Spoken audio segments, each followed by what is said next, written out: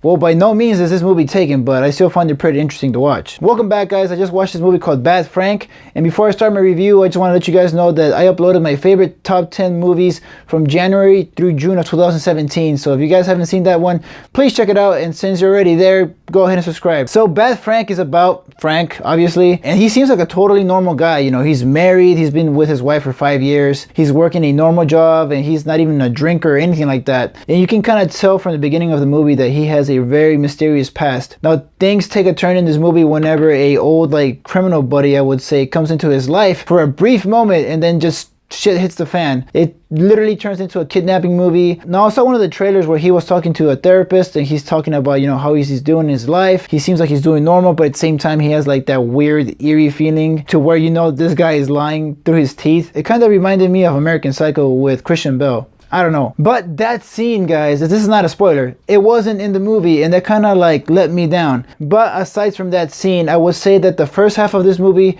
was really good, and then the second part of this movie was okay. Now this movie is very low budget and is an indie action like thriller, I would say. And for the most part, I say this movie works. Now this movie, you could either love it or hate it because of the quality, but I don't love it, but I would say that I enjoyed it for the most part. This movie is acted and written by Kevin Internadonato. I don't know if I'm saying that right, but Kevin portraying Frank in the first half was pretty good. You can totally tell that this guy is gonna be off the rails if something like comes across him, or like if something sets him off. And I really like that about this character. Like the whole time it's all about him, and you see him on screen non-stop, and I think for the most part he nails that role. You can see that he doesn't want to hurt anybody. You can see that he has retracted from that criminal life, and that he wants nothing to do with it. He has issues with his dad, his mom, they're not really talking to him. He's trying to reach out to them, and then when this buddy of his from the past comes through his life, you know, like I said, it turns to the kidnapping movie. And I would say that since the first half is good, you know, I would give it up to Frank, because I think he did a great job acting in those scenes. Now the second half, I would say, because in the first half we are kind of forced to ask, you know, why is Frank this way? What led Frank to leave this organization or whatever it is? That's why in the second half of the movie they throw so many details at you about Frank,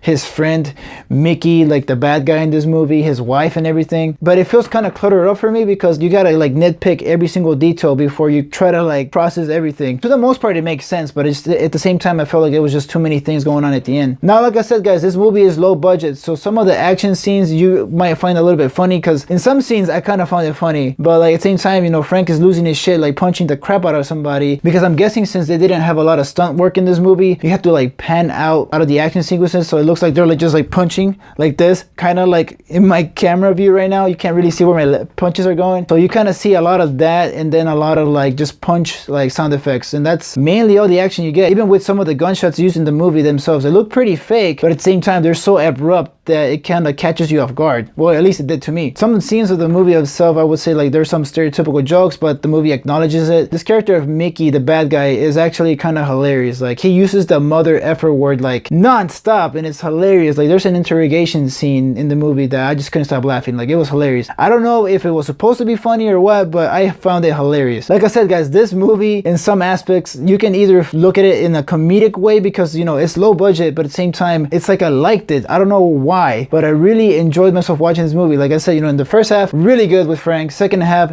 it got kind of cluttered up, and then in the very ending, guys, it does something that a kidnapping movie doesn't really do, and that's like end with a happy ending. And that's all I will say about that, because it goes a different route. The more we find out about Frank, the more crazier he gets, and I really like that. So guys, those are my quick thoughts about Bad Frank, and frankly, no? Okay. I want to give this movie a 3 out of 5. It wasn't terrible. I actually enjoyed it. I think that if you like low budget action movies, then this one might do it for you. And if you hate it, totally understandable. Like I said, you know, some of the scenes that I saw in this movie were kind of hilarious because of how low budget it was. But the acting by this Kevin guy was pretty good, and I really liked it. And even the dialogue scenes, I thought it was really good. But yeah, guys, those were my thoughts about this movie. Please let me know down below if you guys liked it or hated it, or, you know, what are some aspects about the movie that you liked. Did you guys like the Frank character a lot? Did you guys find him mysterious or creepy? Also, if you guys haven't checked out my top 10 movies from January through June, please do so, like I said in the beginning. But if you guys like this video, please give it a thumbs up. Also, if you guys are new to my channel, please subscribe and hit the little bell. But as always, guys, stay tuned.